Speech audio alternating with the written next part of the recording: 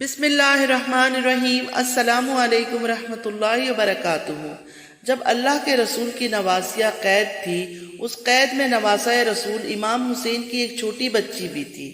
ایک دن وہ بچی جس کا نام سکینہ تھا اپنے بھائی سجاد کے قریب گئی اور کہا، اے میرے بھائی، اب وقت کے امام ہیں، میرا ایک سوال ہے، مجھے جواب دے۔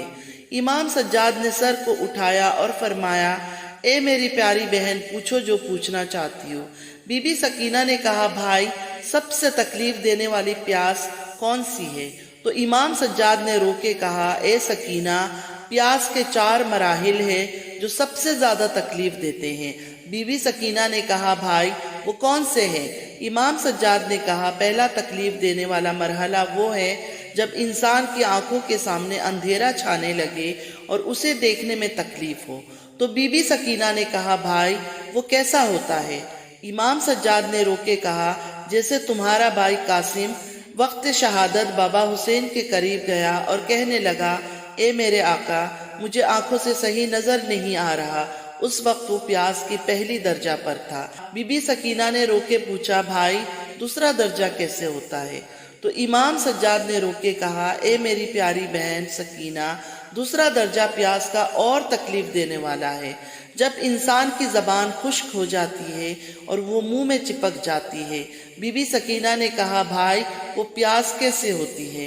امام سجاد نے رو کے کہا، سکینہ، جب کربلا میں تیرا بھائی اکبر میدان میں تھا، اسے پیاس تکلیف دے رہی تھی۔ وہ دوڑتے ہوئے آیا اور کہنے لگا، بابا، میرا منہ خشک ہو گیا ہے، مجھے پانی دو۔ تو تیرا بابا امام حسین نے کہا، اکبر، تو اپنی زبان میرے منہ میں ڈال، شاید تجھے آرام ملے۔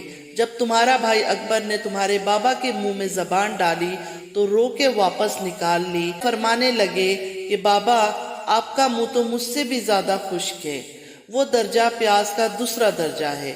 بی بی سکینہ نے رو کے کہا، بھائی، تیسرا پیاس کا درجہ کیسا ہوتا ہے؟ امام سجاد روتے ہوئے فرمانے لگے، سکینہ، پیاس کا تیسرا درجہ پہلے والے درجات سے تکلیف دینے والا ہوتا ہے۔ جیسے مچھلی پانی کے بغیر تڑپتی ہے، بار بار اپنا منہ کھولتی ہے، بند کرتی ہے، ویسے ہی انسان پیاس سے تڑپنے لگتا ہے اور بار بار اپنا منہ کھولتا ہے، بند کرتا ہے۔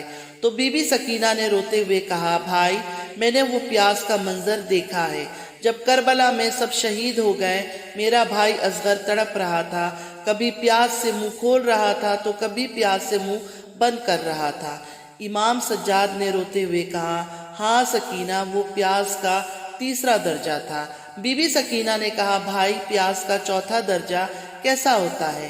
امام سجاد خون کے آنسو رونے لگے اور رو کے فرمانے لگے، سکینہ، پیاس کا چوتھا درجہ وہ دردناک منظر ہے جب انسان کے جسم کی نمی ختم ہو جاتی ہے اور انسان کے جسم کا پانی خشک ہونے لگتا ہے، پھر انسان کی ہڈیوں کا گوشت انسان کی ہڈیوں کو چھوڑ دیتا ہے اور جو کپڑے پہنے ہوئے ہوتے ہیں وہ انسان کی کھال میں پیوست ہو جاتے ہیں۔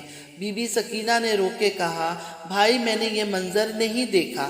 امام سجاد رو کے کہنے لگے، اے سکینہ، جب تمہاری شہادت ہوگی تو تم اس پیاس کی درجے سے گزرو گی، تمہارے جسم کا گوشت تمہارے ہڈیوں کو چھوڑ دے گا اور تمہارے کپڑے اور تمہارے جسم کا خال ایک ہو جائے گی۔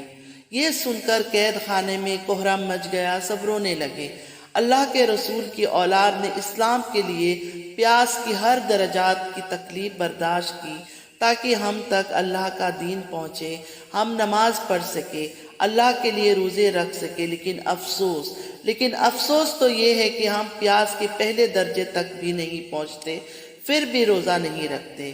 اس پیغام کو اتنا زیادہ شیئر کرو لوگوں کے ساتھ کہ انسان کے اندر روزے رکھنے کی تڑپ پیدا ہو جائے اور وہ اللہ کو راضی کرنے کے لیے روزے رکھنے لگے۔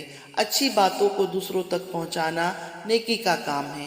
ایسے ہی اسلامک قصے، کہانیاں، پیغمبروں کے واقعات، دین کی باتیں سننے کے لیے میرے چینل کو سبسکرائب کیجئے، بیل آئیکن کو بھی کلک کیجئے اور ویڈیوز کو لائک شیئر بھی کیجئے۔ آپ لوگوں کا لائک اور شیئر ہمارے لیے حوصلہ افزائی ہوتا ہے۔